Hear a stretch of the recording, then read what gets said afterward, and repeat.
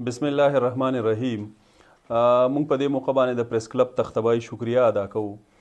ستاسو علم کې دا چې په 21 22 او 23 نومبر باندې په لاهور مینار پاکستان کې د جماعت اسلامي یو عظیم الشانه اجتماع عام دا کیدونکې ده. دې اجتماع عام ته به د ټولې دنیا د اسلامي تحریکونو مشران راځي، د مختلفو سیاسي پارټو مشران چې هغه په نور دنیا کې هغې تنظیمونه دي، هغې به په دې کې شرکت کوي.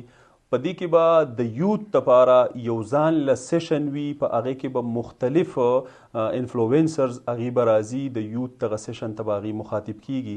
په دې کې به د خواتینو دپاره ځان له سیشن وي او زمونږ دا وطن د 65% یوت باندې مشتمل دی. انشاءالله په دې اجتماع عام کې به د ځوانانو یو لوی تعداد دا موجود وي او زه په دې موقع باندې د تخبۍ نوجوانانو ته خصوصا په دې اجتماع عام کې د شرکت دعوت ورکوم. دا وطن د ځوانانو وطن دی، په دې وطن کې کرپشن دی، په اربونو روپۍ 12 نه 13 ارب روپو پورې دا روزانه بنیادونو باندې کرپشن کیږي. په دې وطن کې د 10 کروڑو نه سیوا خلک دا غربت د لکیرې نه لاندې ژوند تیری. دغه خلکو ته د صفا څکلو د اوبو سهولت نشته، په هسپتال کې د هغې دپاره د بیډ سهولت نشته دی، د ډاکټر سهولت نشته دی. دلته د 2.5 کروڑو نه سیوا ماشومان دا په ډیرانونو باندې ګند راټولوي او دا د تعلیم نه محرومه دي. دلته دغه یو څو خاندانونه دي چې هغې په دې وطن په وسایلو باندې خپلې پنجې خښې کړي دي او هغه زموږ د غریب اولس هغه وسایل لګیا دی خوري او دا د حکومت ته خزانه دا بېدرېغه چې کم دی نو هغه لوټي لګیا دی. د دې د نظام، د دې بوسیده نظام، د دې بدبوداره نظام، د دې کرپټ نظام د بدلون وخت راغلی دی او دا به داسې یو لیډر او یو داسې پارټي د بدلولو توان لري چې هغه په خپله د هغې لمن د کرپشن نه پاکه وي، چې هغې په صوبایي اسمبلی کې وخت تیر کړی وي او د نیب او د اف آی ای هیڅ قسم کیس په دې باندې نه وي.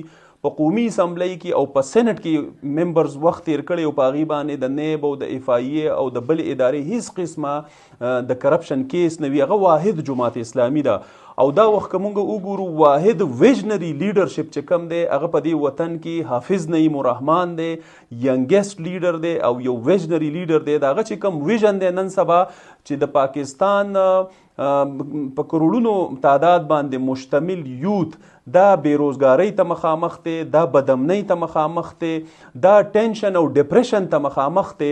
دې ته د آی ټي سکلز پکار دي او د پاکستان په جی ډي پی کې او د پاکستان په ایکسپورټ کې د آی ټي یو لوی کنټریبیوشن پکار دی. د هغې دپاره هغې بنو قابل سکالرشپ پروګرام په ټول ملک کې هغه لانچ کړی دی او ډیر په کامیابۍ سره روان دی. حالانکه دا کار د حکومت پکار ده چې وکړي، خو حکومت هم دغه صلاحیت نه لري، هغه نااهل دی، کرپټ دی. نو لہذا جماعت اسلامی دغه فریضه ادا کوي. د خدمت په میدان کې الخدمت فاونډیشن لګیا دی، دغه فریضه د خدمت ادا کوي. نو مونږ عوامو ته درخواست او گزارش کوو چې مونږ 15 کاله د دغه خلکو د مداریتوب تماشه وکړله، هغې د ملک په دواړه لاسه باندې لوټ کو. نور به کله پورې مونږ انتظار کوو راځئ راپاسئ او په دې وطن کې په حقیقي معنو د انقلاب آغاز پکار دی چې په دې ادارو کې کم کرپټ خلک دي د هغې خاتمه پکار ده، هغه د دغې سیټونو نه پاسول پکار دي. په دې وطن کې چې کم غیر اسلامي بلونه د اسمبلو نه پاس کیږي دغه ته روکتام پکار دی، دغه ختمول پکار دي.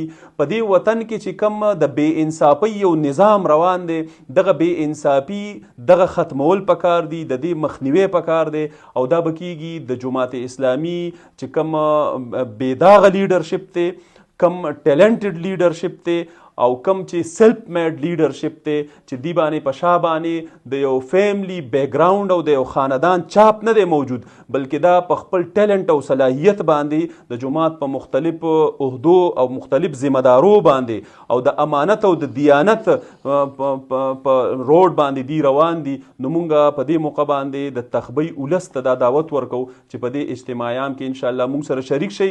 جماعت اسلامي پی کې 60 به د ترانسپورټ بندوبست کوي. کم ځوانان چې په دې اجتماع کې د شرکت خواهش لري نو انشاءالله هغوی مونږ سره رابطه کولی شي. ډېره مهرباني، جزاک الله. بالکل دا اجتماع دا د عام خلکو اجتماع ده، دا د سټوډنټس اجتماع ده، دا د کالج سټوډنټس، دا د یونیورسيټي سټوډنټس، دا د یوت اجتماع ده، دا د ځوانانو اجتماع ده.